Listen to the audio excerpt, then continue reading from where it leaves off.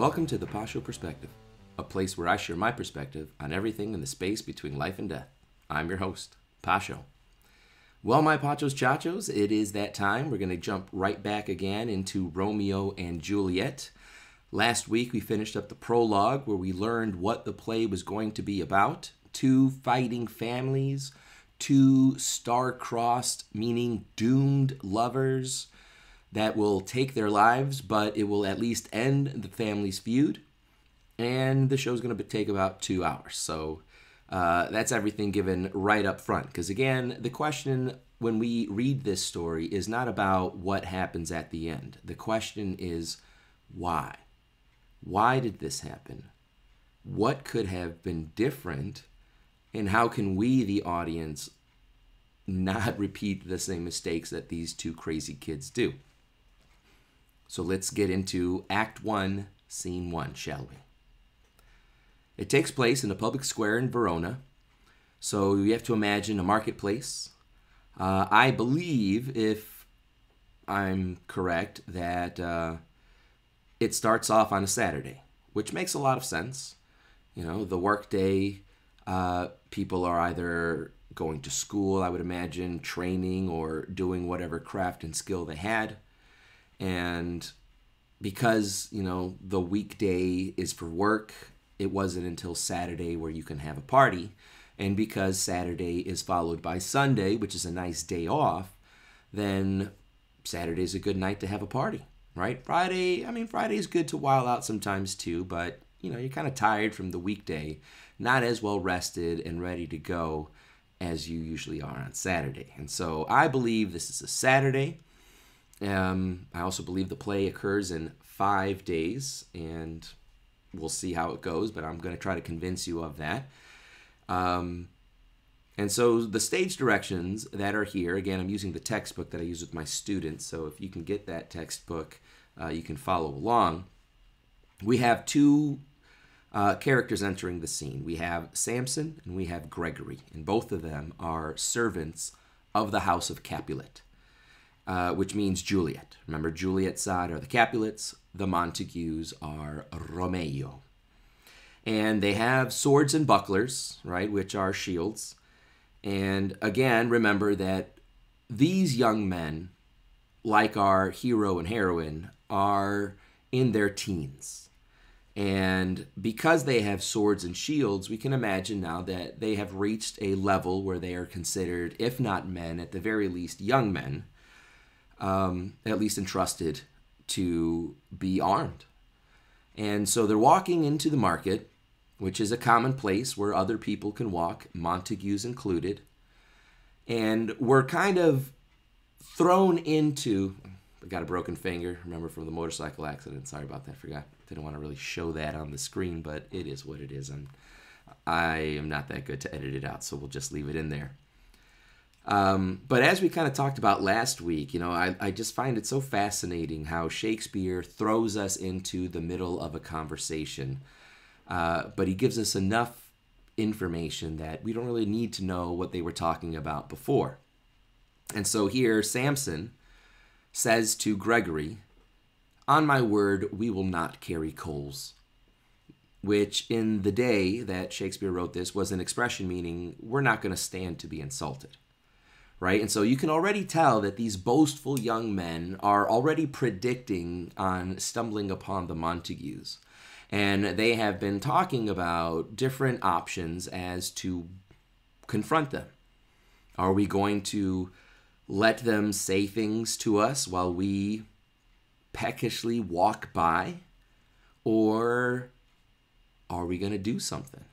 Right? And so Samson is saying, well, we're not going to carry coals because apparently colliers, who were the people responsible for getting the coal in the mines, like today's miners, are dirty. You know, you go in there, you're doing a lot of shoveling, the coal dust gets up on you too. And so apparently they were the brunt of a lot of jokes back in the day. And so Shakespeare is kind of alluding to that temperate joke. And Gregory says, no, for then we should be colliers. And Samson goes back and says, and we being collar, we'll draw. So If we get upset, right, choler as in C-H-O-L-E-R, there's lots of puns here. I mean, I really can't point out everything without a team here to help me get the pages and everything up on the screen. I'm not that advanced, but we'll see what we can do with this episode. Anyway, and so, you got to look at Carrie Coles, then you've got Colliers, then you've got collar, and then in the next line, we're going to have collar as in you draw your neck out of collar. I mean, beautiful puns, which is really something to point out in this play, because when the boys get together, they like to play with words. They like to have pun fests. They have competitions to see who could go the longest in playing with the language.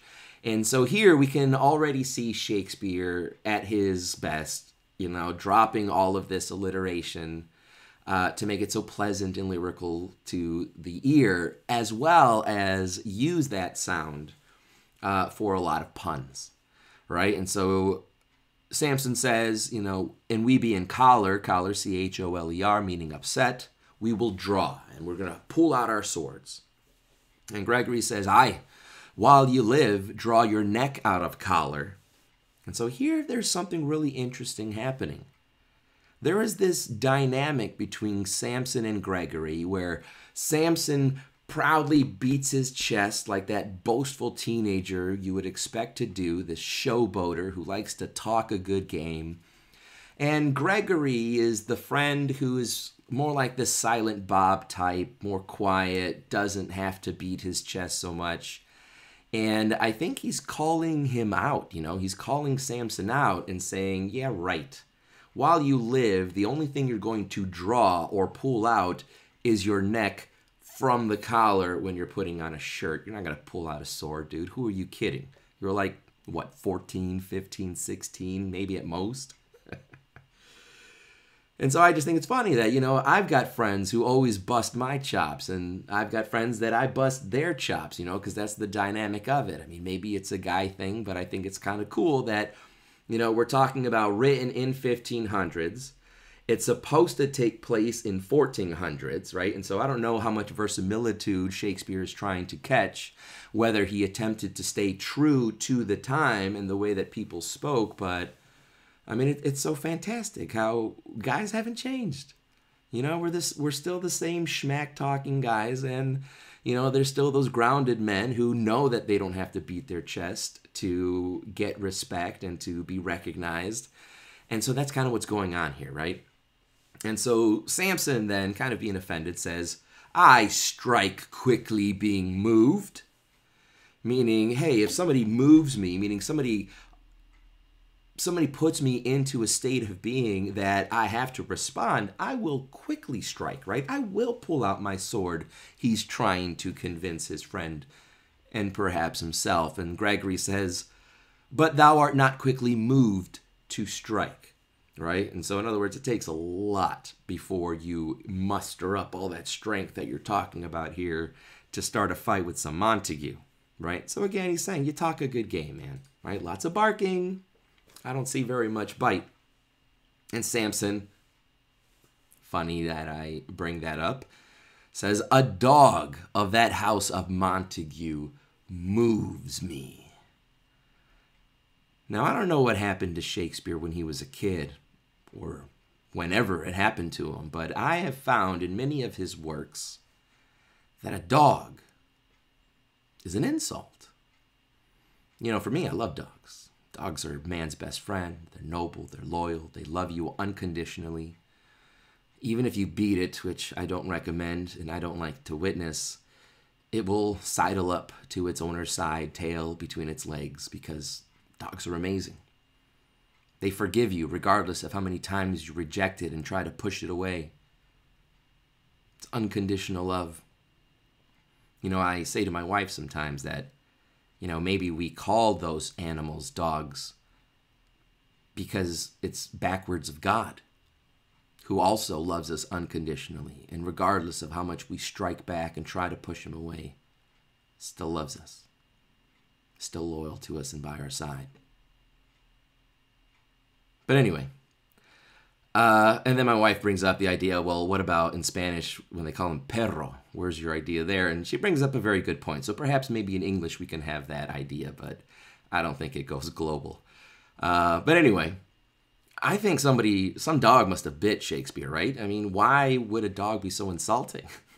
But apparently in lots of his works, especially in this one, a dog of that house of Montague moves me. Right? And so Samson is telling Gregory, no, when it comes to the Montagues, maybe other people I might tolerate a little bit more than perhaps I should. But if it comes to a Montague, they will move me to respond. And so Gregory says, oh, please. To move is to stir, and to be valiant is to stand. Therefore, if thou art moved, thou runnest away. Right, so he's telling him, yeah, right, the only kind of action you're going to do is running, right? Not pulling out swords, trying to beat up people. And so again, Samson on the defense. 'Tis true, right? Or no, he says, a dog of that house shall move me to stand, right? Instead of running away. I will take the wall of any man or maid of Montagues, right? And when we're talking about taking to the wall, there was this idea that people of higher rank had that privilege of walking closer to the wall to avoid any water or garbage in the street, right? And so he's trying to say that I'll push them to the water and take the better land. And Gregory calls him out and says, well, that just shows that you are a weak slave, for the weakest goes to the wall. Like you would give courtesy to an old lady to take the wall so she doesn't fall into the water. And so that just proves that you're not strong. But he brings up taking the weakest to the wall, and Samson, for some reason, jumps right to, 'tis true. And therefore women, being the weaker vessels, are ever thrust to the wall. Therefore push I will Montague's men from the wall, and thrust his maids to the wall. All right, so what is he talking about there? Well, he's saying if the weakest go to the wall, well, women are physically weaker than men is what I think he is saying here. Although, of course, you know, the misogyny of the time, women were really more property than anything else, a nice cover to a book, as we're later going to read.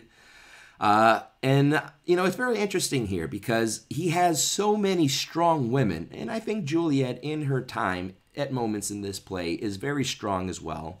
Certainly all of the Portias that he has ever written about, Brutus's wife, Caesar's wife, very strong women.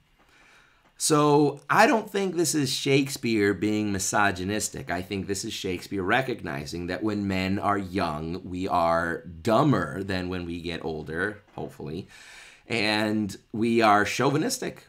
And, you know, and it isn't until we mature that we really understand, you know, the real equality, not necessarily because of the same, but because we have different roles, but we need both roles, you know, like in a dance, one has to lead, the other one has to follow, and, you know, we have to know our places. And so I don't think Shakespeare is doing that. And also, I mean, again, he was writing for the Queen, and I don't think, you know, he would really state such a thing. So I think he's being boastful here about women being the weaker vessel, because that's an attitude that young men have, you know, or perhaps young men in that day. I mean, I would hope that, you know, by this time in 2023 that we don't think that women are, you know, weaker in all regards per se, or certainly not property, but, you know, physically speaking, statistically speaking, you know, mass, if we put in account mass, they tend to be larger. If you look at the animal kingdom of other mammals, it's usually the males that are the larger ones. All right. So anyway, don't get too distracted. Let's move forward. So he says, I'm going to thrust the Montague women to the wall. And Gregory says, the quarrel is between our masters and us, their men. So again, reminding us here that this animosity that these Capulets have against the Montagues isn't because of something that the Montagues did to Gregory or Samson. It's just they have inherited hate by their lords and masters to not like the other house. And so because of that, they have taken it upon themselves, right? We are their kin. We are an extension of our master. And so the fight is also ours, right? Like a Yankee fan and a Red Sox fan and their children also cursing out the other team because their fathers have done it, and as a perhaps rite of passage in a very foolish one, but nonetheless, obviously one as old as this play, there is that idea, right? And so Samson says, "'Tis all one. I will show myself a tyrant. When I have fought with the men, I will be cruel with the maids. I will cut off their heads." And Gregory says, "The heads of the maids?"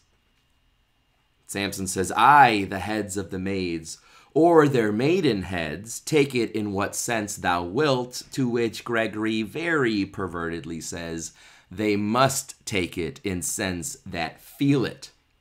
And Samson piggishly says again, "Me they shall feel while I am able to stand, and 'tis known I am a pretty piece of flesh." Right? Again, boasting about his vanity and his looks, and saying that I will take their maidenheads, which in those days, maidenhead was a girl's virginity. And so he's saying, if I don't kill them, I'll impregnate them. And so, again, when you put boys together, that's what happens. You put Trump on a bus with the news reporter by themselves and they start talking about grabbing it. I'm just saying. I don't think it actually happened. I think he was just talking up a good game, like guys have been talking up good games with their friends for 500 years. I don't know if it's right. I'm not saying that it is. I'm just saying it happens. It's what we do. It's what I did. Obviously, they did that too in Shakespeare's time. And so Gregory then moves on, and going off of that idea that he's a pretty piece of flesh, says, "Well, 'tis well thou art not fish. If thou hast been poor John." Right? In other words, you're not as good looking as you think you are, kid. "Draw thy tool. Here comes two of the house of Montague." Right? So they see two guys coming onto the stage now, or if we're imagining it in Verona, they're coming into the market square, right? And so now Gregory has noticed that they are on the scene, and has given orders to Samson to draw thy tool, right? Take out your sword, because they're going to throw down, right? And again, the reason here is because they're peacocking. They want to prove themselves to their masters. They want to prove themselves to the community, to the women who are seeking husbands, that they are tough and can fight and can protect them. And so they have to kind of show how big they are. And the only way to do that is to kind of test your mettle against other men. Kind of like, I'm better than him. Let me show you. I'm going to kick his butt. I don't know if that turns women on. I mean, I've seen some movies with some crazy chicks where it does. But anyway, they see two Montagues. Stage direction, enter Abram and Balthazar, servants of the Montagues. So Samson tells Gregory, "My naked weapon is out. Quarrel, I will back thee." Right? And so he tells him, "Go start a fight with these guys. I got your back." And again, Gregory, I don't know what he's got against Samson, but he's always calling him out. And he's like, "How are you going to get my back? Huh? Turn thy back and run?" Right? That's how you got it? Like, "Hey, brother, I got your back. I'll be way back over there, hoping you don't get hurt. Good luck." Right? I mean, come on. So Samson says, "No, come on. Fear me not." And Gregory says, "No, Mary, I fear thee." Samson says, "Let us take the law of our side. Let them begin." All right, so this is a very important passage because it sets up the Danae. So prior to this meeting, a law has been set. And whoever starts the fight is the one who gets in trouble. All right? And so he says, let us take the law, let them begin. Because if they begin, right, the implication here is that they are the only ones who are going to get in trouble. We're just standing our ground. This was just self-defense. So Gregory says, I will frown as they pass by, or as I pass by, and let them take it as they list, right? And so, you got to imagine, it's a very lame idea, right? But we're going to cross each other, and as we cross, I'm going to lock eyes with one of these guys, and I'm going to give him a frown. Woo-hoo. which I guess is supposed to be insulting, right? Maybe it is. Like maybe, you're a little crybaby, I guess is the implication, right? And Samson says, nay, as they dare, I will bite my thumb at them, which is disgrace to them if they bear it. Now, if you know any Italians, you go ahead and ask them, what does that mean? What does that mean? What does read between the lines mean? That's pretty much the equivalent, right? By biting your thumb at somebody, you're pretty much telling them, go yourself, and that's not really nice, right? And obviously, anybody would get a little upset about that. And so, you can imagine that they do it. They cross, they look at each other, he gives them the bird. And so Abram asks him, do you bite your thumb at us, sir?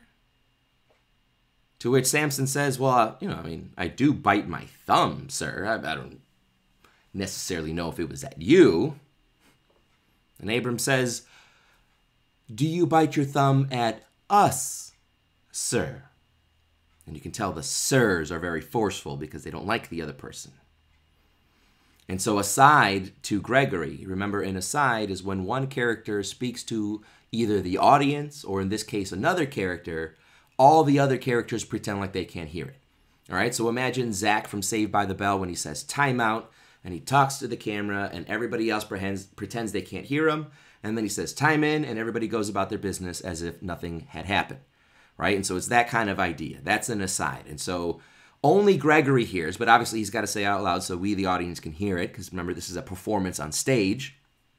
And Samson asks the question, is the law of our side if I say I? Right? In other words, if I tell Abram, yeah, I just flicked you off, are we protected by the law? And Gregory tells him, no. Well, why would he tell him no if he actually did it? It's just biting your thumb. But again, if that means go, do something to yourself that's not appropriate, what do you expect would happen? Right? If you do that, if you say that to somebody, you should expect a punch to the nose. Maybe a slap to the face if they're nice. But I don't think I would stand too much to be told something like that. Obviously, if I was in the public eye, it's a different story, different responsibilities and things. But when you call somebody a really terrible thing and they punch you in the face, it's your fault that you got punched in the face and this fight started because you called them a really terrible thing. And so that's kind of what Gregory's telling him here. No, dude, you bit your thumb at him. We initiated it. You can't say yes. So Samson returns to Abram and says, no, sir, I do not bite my thumb at you, sir, but I bite my thumb, sir. So Gregory says, do you quarrel, sir? Or you want to fight? Is that it? And Abram says, or Samson says, quarrel, sir? No, sir. Right? That was Abram, because Gregory asks him, do you want to fight? And Abram says, no, I don't want to fight. And Samson says, but if you do, sir, I am for you. I serve as good a man as you. Right? So here now we got the schmack talking going on. Right? They're both denying the flicking off, but now Samson has initiated yet again. And he says, well, if you want to fight, I'm your huckleberry. I'm better than you anyway. You can get a good challenge. And Abram says, no better, right? Because he says, I'm as good a man as you. And Abram says, you're not any better than me? And Samson hesitates. Well, sir. And then stage direction, enter Benvolio, nephew of Montague and first cousin of Romeo. All right, and so I like to explain to my students this, that when it comes to fighting, there's like a pyramid. The scrubs, everybody in this first scene, Abram, Samson, Balthazar, Gregory, excuse me,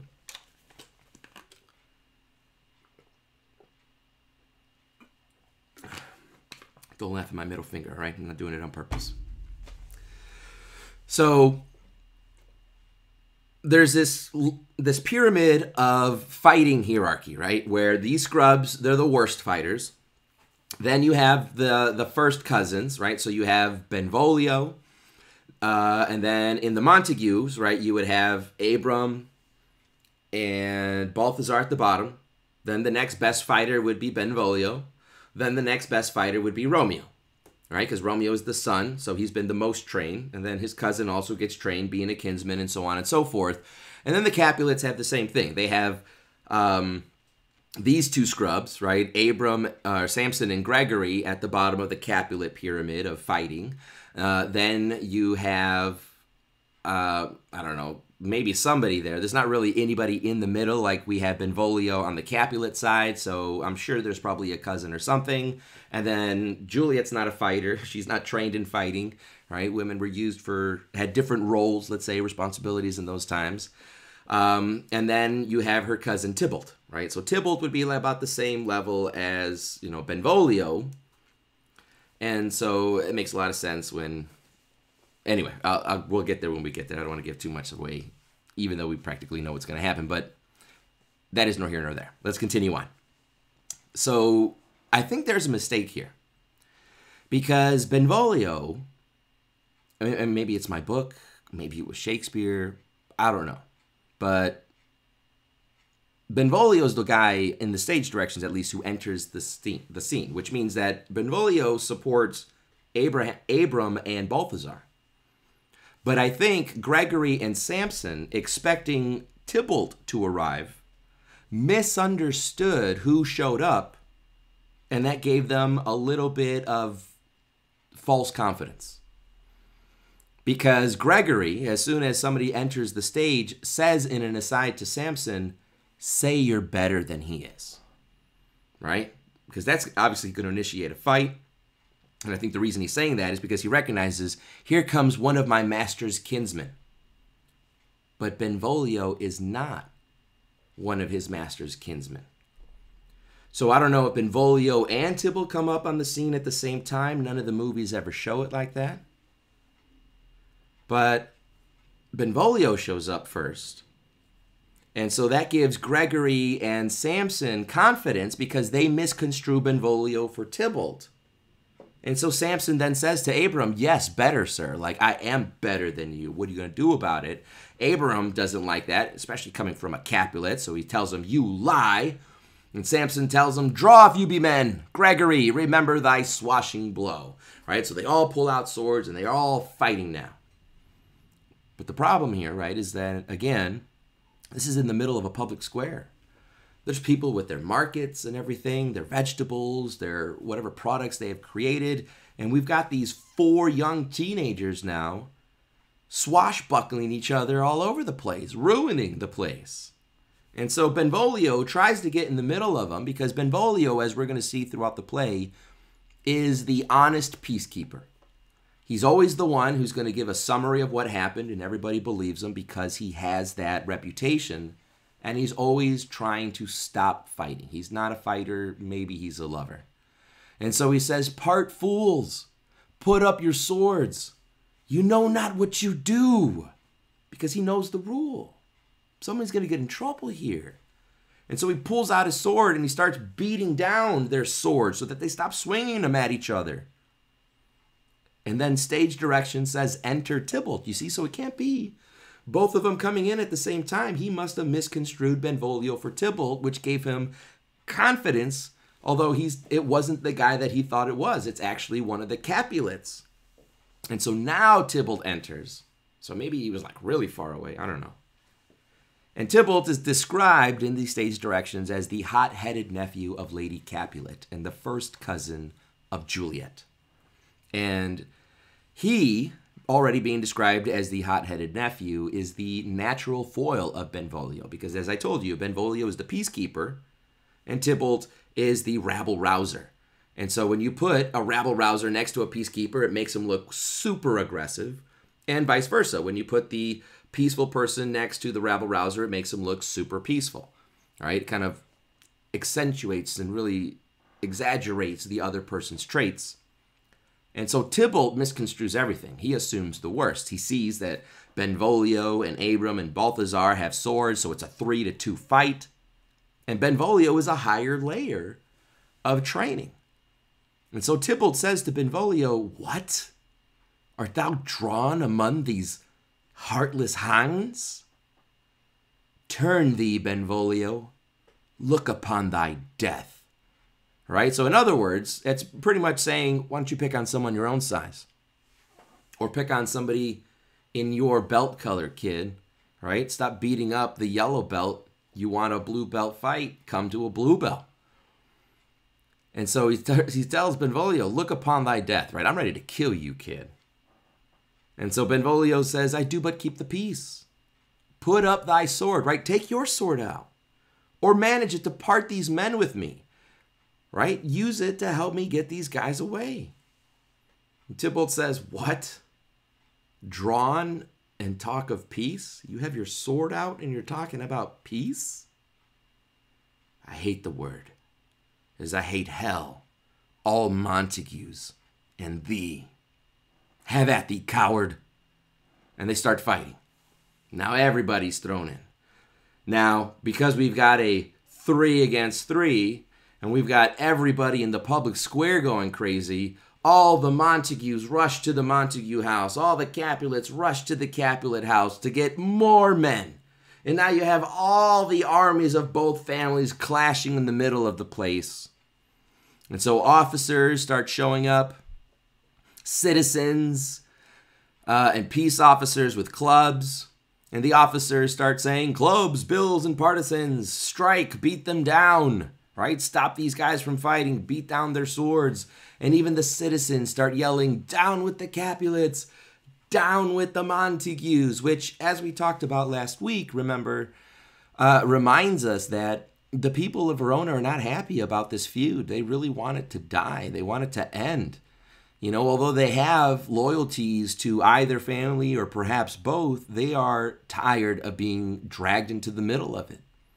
And so, after all that noise, old Capulet, Juliet's father, and Lady Capulet, Juliet's mother, enter the stage. And Lord Capulet says, what noise is this? Give me my long sword. Ho! Right? Now, ho means now, with urgency. All right? But a funny story, I had this one student at Fort Lauderdale High School, and when he read this line, good Lord, the whole class bursted up. He read it like Cat Williams. Give me my long sword, ho!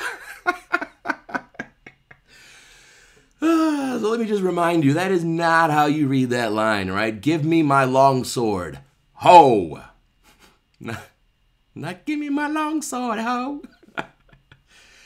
But pay attention here. Pay attention to the way that Lady Capulet responds to Lord Capulet. Because remember last week we talked about, the story Duty and how Lady Capulet didn't love Lord Capulet. She loved Lord Montague. Pay attention to the way she responds here. He asked for his sword, and she says in front of everybody, a crutch. That's what you need, a crutch. Why call you for a sword? Right? In other words, she's dissing him, man. You're an old, dusty fart. You should have a crutch instead of a sword to hold your old butt up. I mean, that is disrespectful. And Lord Capulet returns, my sword, I say. Old Montague has come and flourishes his blade in spite of me. Right? So he sees Romeo's dad there, and he's like, rah, let me go. Let me at him. I see you there. And so enter old Montague and Lady Montague. Now, remember that friction, because I'm going to be bringing that up later in another episode. So now Romeo's parents come up on the scene.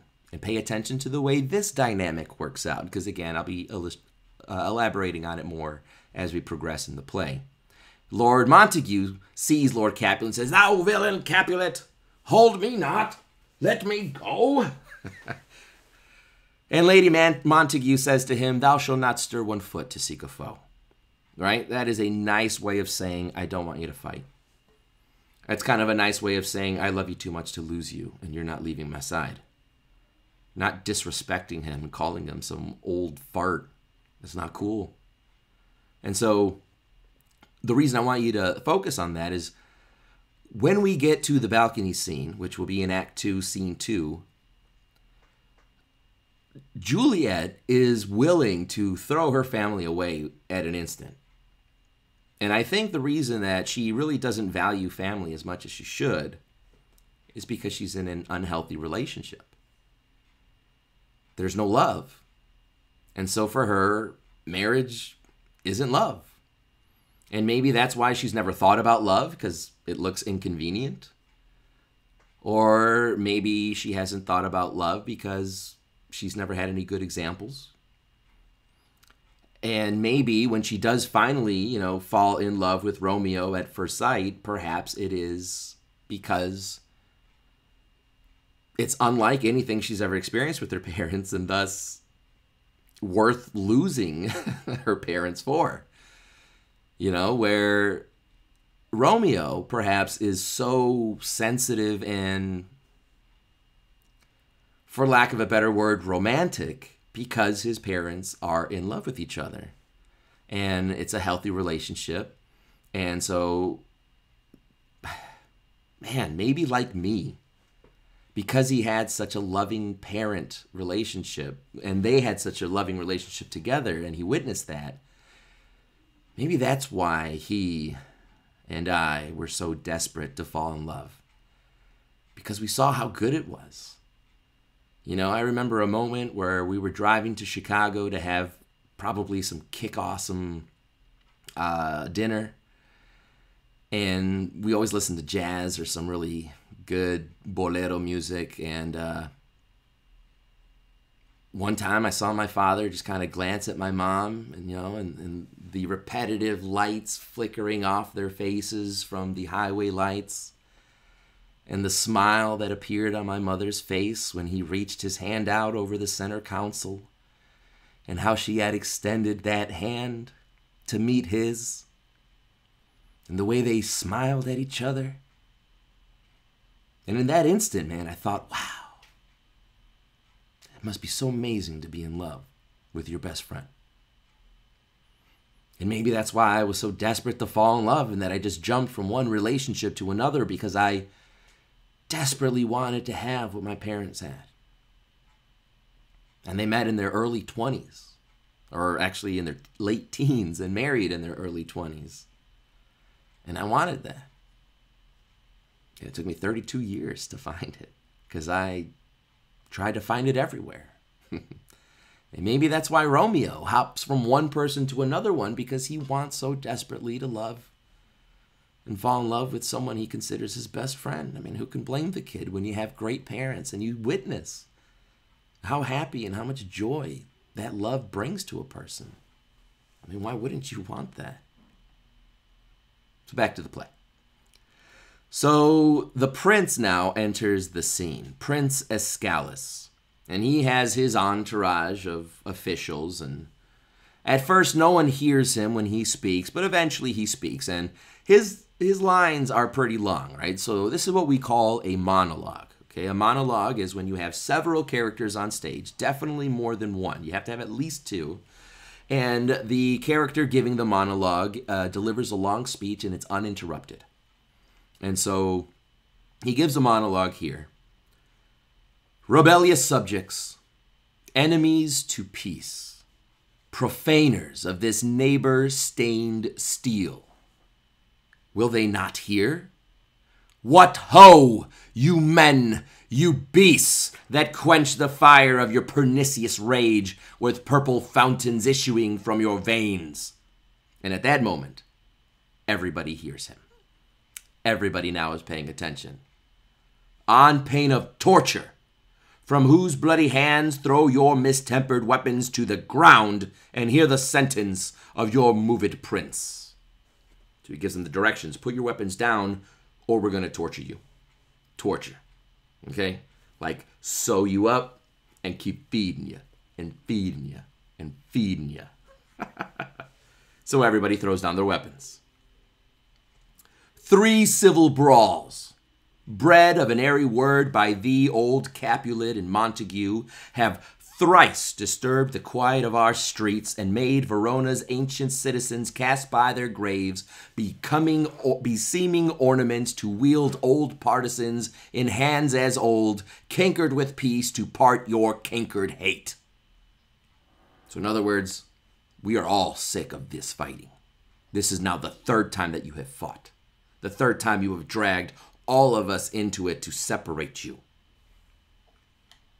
If ever you disturb our streets again, your lives shall pay the forfeit of the peace.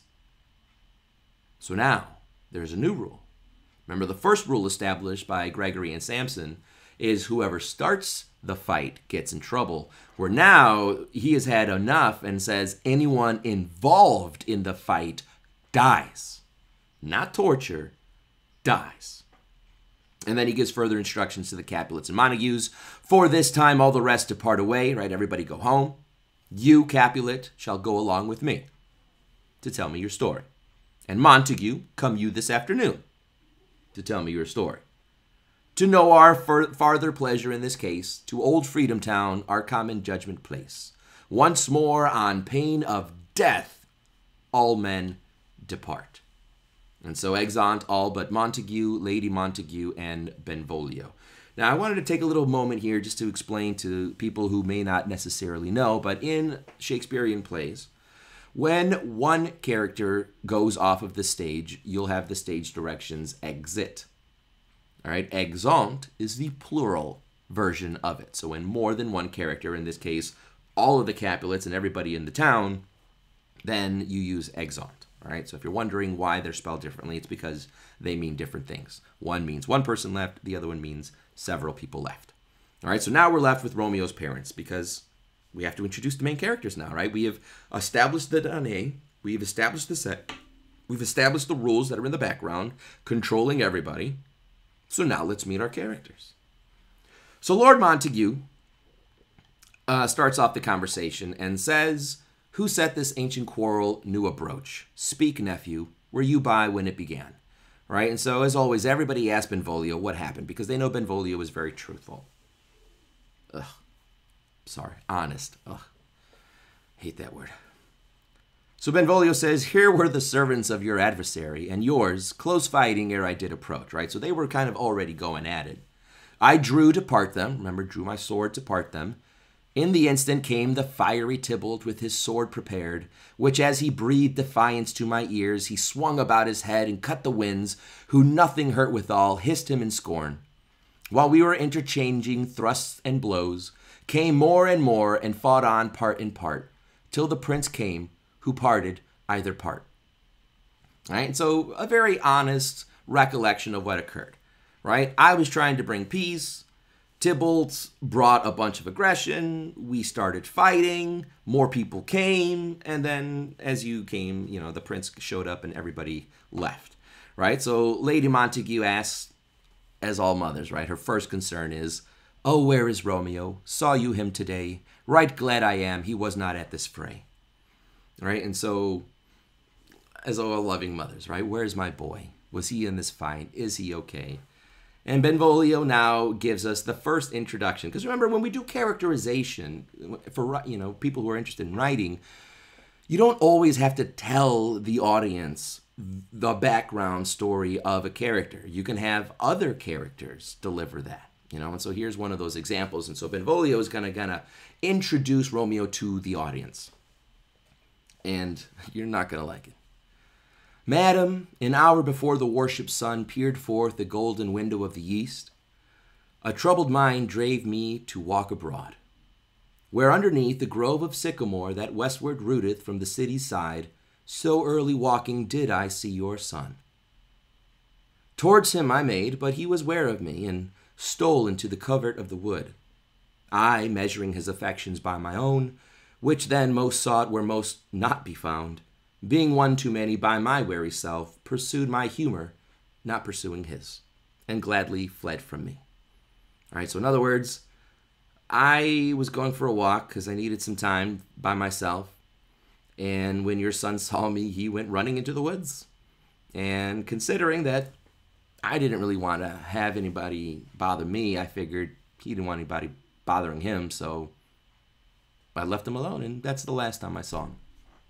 And so we're introduced to this emo version, right? This kid who, good Lord, let's continue on. Lord Montague says, yeah, many a morning hath he been there seen, with tears augmenting the fresh morning's dew, adding to clouds more clouds with his deep sighs. But also soon, as the all-cheering sun should in the farthest east begin to draw the shady curtains from Aurora's bed, away from light steals home my heavy son, and private in his chamber pens himself, shuts up his windows, locks fair daylight out, and makes himself an artificial night. Black and portentous must this humor prove, unless good counsel may the cause remove. So in other words, he's kind of going along with Benvolio's story and saying, yeah, that's my boy. Loves to cry, loves to sigh. When the sun comes out, he goes into his room and he closes up all of his curtains to make an artificial night so that he can dwell in his darkness. Aren't I the proudest father to have such an emo child? And Benvolio reassures him, my noble uncle, do you know the cause? And see, here's the problem. Montague says, I neither know it nor can learn of him. And Benvolio asks him, well, have you importuned him by any means, right? Have you asked him what's wrong? And Montague says, both by myself and by many other friends, but he, his own affection's counselor, is to himself. I will not say how true, but to himself so secret and so close, so far from sounding and discovery, as is the bud bit with an envious worm, ere he can spread his leaves, sweet leaves to the air, or dedicate his beauty to the sun. Could we but learn from whence his sorrows grow, we would as willingly give cure as no. All right, and so he's telling Benvolio, I wish I knew. I tried finding out. We've had other friends of the family try finding out, but he only talks to himself. And I don't think he's being very true to himself, but there's nothing that I can do. His beauty is withering. But the last two lines I think are really the most important, because it really shows the truth of a parent. Could we but learn from whence his sorrows grow, we would as willingly give cure as no. In other words, I would do anything for him, Benvolio, but I don't know what he needs. If he would just tell me, I would get it for him. And honestly, that's one of Romeo's flaws. He should have told his father. And I think that's one of those themes that Shakespeare is trying to introduce, that children don't talk to their parents like they should talk to their parents. Instead, we go to other people instead of to the person who can help us the most. And think about it. I mean, back in these days, marriages were arranged by the father. Usually there was dowry or land titlements or some kind of exchange for the daughter's hand. And so if Romeo wanted whatever girl he's after, and at this point he's after this girl named Rosaline, who doesn't want him, well, he could have told his father, I want Rosaline, and his father could have negotiated or entered into negotiations with her father and maybe even gotten her. Well, she doesn't love you. Who cares, son? You want to marry her? What's love got to do with it? Right? I'll get her to you, man. I'll buy her. I'll give him a couple of cows and a goat. Let's make this girl part of the family, right? Anything to put a smile on my boy's face. But if you don't tell your father, I mean, what can he do? And there's something that happens when we reach this age where we start peacocking, this age where we're boastful, this age where we talk a good game, even though we have no experience or wisdom to back it up.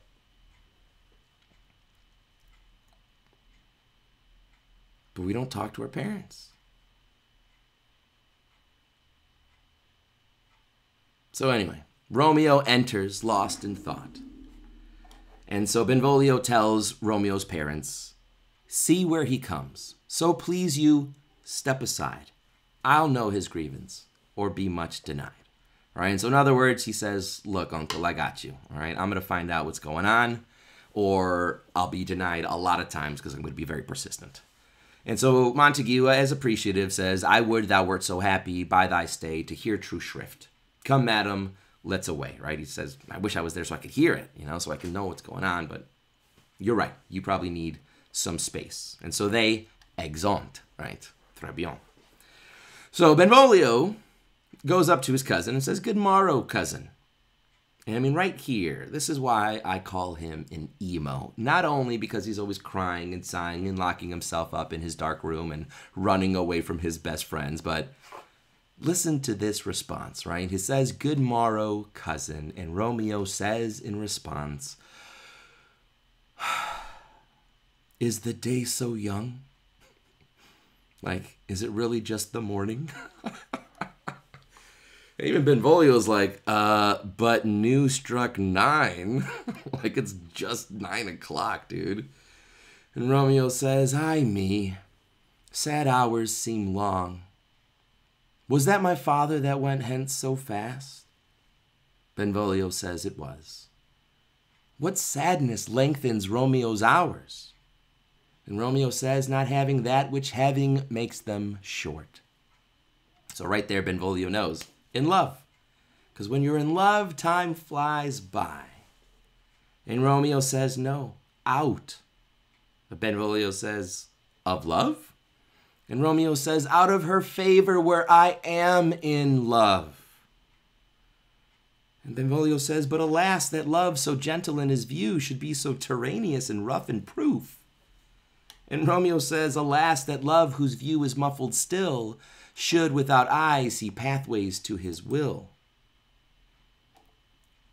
Where shall we dine?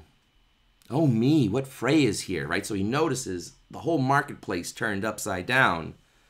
And then he knows instantly, yet tell me not, for I have heard it all. Here's much to do with hate, but more with love. Why then, O brawling love, O loving hate, O anything of nothing first create, O heavy lightness, serious vanity, misshapen chaos of well-seeming forms, feather of lead, bright smoke, cold fire, sick health, still waking sleep, that is not what it is. This love feel I, that love, no love in this. Dost thou laugh? Right? So before we get to Benvolio's response to that question, right, lots of oxymorons there, lots of contrasting ideas. And so Romeo says this fight has more to do with love than it does with hate, right? Because he doesn't know what state he's in. And so his emotions are upside down. And so everything else in his examples are upside down. And so somewhere there, they do a really good job of it in the Leonardo version, DiCaprio version of the movie, where, as Romeo's going through this kind of pity party rant, Benvolio kind of scuffles like, and so Romeo says, dost thou not laugh? Like, are you laughing at me, dude? And Benvolio says, no, cuz, I rather weep. And he says, good heart at what? At thy good heart's oppression. And Romeo responds, why, such is love's transgression.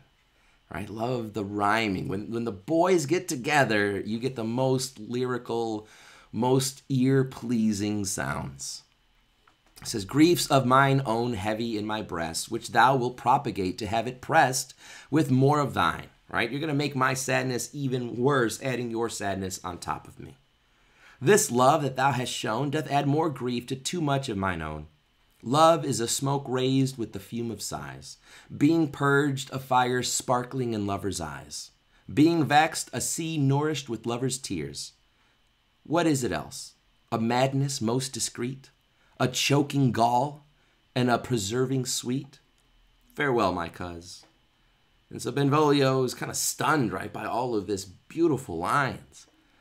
And he says, but soft, I will go along. And if you leave me so, you do me wrong, right? Because again, he wants to know, why are you so sad? Who are you in love with? Don't leave me behind, right? Because Romeo wants to be left alone. And Benvolio, remember, says, I'm going to be very persistent. So I'm coming along with you, cousin. And Romeo says, tut, I have lost myself. I'm not here. This is not Romeo. He's some other where. And Benvolio says, tell me in sadness, who is it that you love? What, shall I groan and tell thee? Groan? Why no, but sadly, tell me who. Bid a sick man in sadness make his will? Ah, word ill urged to one that is so ill. In sadness, 'cause I do love a woman. And Benvolio's like, yeah, I get it, right? I aimed so near when I supposed you love, right? I didn't think it was a guy, especially not in the 1400s. So Romeo says, a right good markman, and she's fair, I love. And Benvolio says, a right fair mark, fair cuz is soonest hit, right? I mean, that should be easy to get. And Romeo says, well, in that hit you miss. She'll not be hit with Cupid's arrow. She hath Dian's wit. And in strong proof of chastity, well armed from love's weakest childish bow, she lives unharmed. In other words, even Cupid can't penetrate her. She's as smart as Diana, the goddess of wisdom. And so I can't get her. She will not stay the siege of loving terms, nor bid the encounter of assailing eyes, nor ope her lap to saint-seducing gold. Oh, she is rich in beauty, only poor that when she dies, with beauty dies her store. So there's a lot there. So he said, I will not stay the siege of loving terms, right? I've been whispering sweet nothings into her ear, trying to, use romance, nothing. Nor bid the encounter of assailing eyes. I mean, I've even given her the look and nothing. I've even tried to open her legs with gold and nothing. And so he says when she dies, she's going to take all her beauty with her because she wants to be chaste. Right? Benvolio says, then she hath sworn that she will live in chaste. And Romeo says she hath. And in that sparing makes huge waste. For beauty, starved with her severity, cuts beauty off from all posterity. She is too fair, too wise, wisely too fair to merit bliss by making me despair. She hath forsworn to love, and in that vow do I live dead that live to tell it now. And so he says, she's too beautiful and she's too smart for me. And I can't love anyone else. She has vowed to never love. Maybe she's going to be a nun or something. Although I don't really think that's going to happen. Like I mentioned last week, I think she's playing hard to get because most guys like a challenge. If it's easy, how many people was it easy for? I want a challenge. I want somebody to keep me on my toes. I don't want something that just shoots itself and ties itself to the top of your truck. I want to go out hunting. And so Benvolio, being an amazing cousin, trying to cheer up his cousin, says, be ruled by me. Think of her not, right? Forget to think of her. And Romeo says, oh, teach me how I should forget to think. By giving liberty unto thine eyes, examine other beauties, which goes along with that age-old expression, there are plenty of fish in the sea. So you're in love with a girl who doesn't love you. That's unrequited love. Why would you want that? Look at another beautiful girl. There are dimes everywhere, kid. Go to Miami, man. And so Romeo then starts to show his loyalty because he's not such a dog that he would go to anyone. He's loyal to a point for the person that he wants. And so he says, 'tis the way to call hers exquisite and question more. These happy masks that kiss fair ladies' brows, being black, put us in mind as they hide the fair. He that is struck and blind cannot forget the precious treasure of his eyesight lost. Show me a mistress that is passing fair. What doth her beauty serve but as a note where I may read who passed that passing fair? Farewell. Thou canst not teach me to forget. Right? In other words, I've already seen her. And you can't ask a man who's just gone blind to forget all of the things that he had ever seen. It's impossible. I can never forget her. Which is kind of romantic. It's kind of nice. And Benvolio says, I'll pay that doctrine or else die in debt. And that, my friends, I think will be the end of this episode. I hope you've enjoyed it. If you have, please share me with your friends, like it, subscribe. If you'd like to be a patron, please join Patreon. And for $15 in a year or $15 a month, every 4 months, you'll get a sticker, then a t-shirt, then a tote bag, and a hoodie. All right. And I also have another tier if you're interested where you can get the brand new design added to those as well. And if not, you can always drop a donation if you would like. But seriously, I would love if you just smash that subscribe button. You don't have to pay me anything. Just pay me with your time. And I'll appreciate that more than anything. So, as always, guys, God bless. Have a wonderful week. I'll see you later. Bye-bye.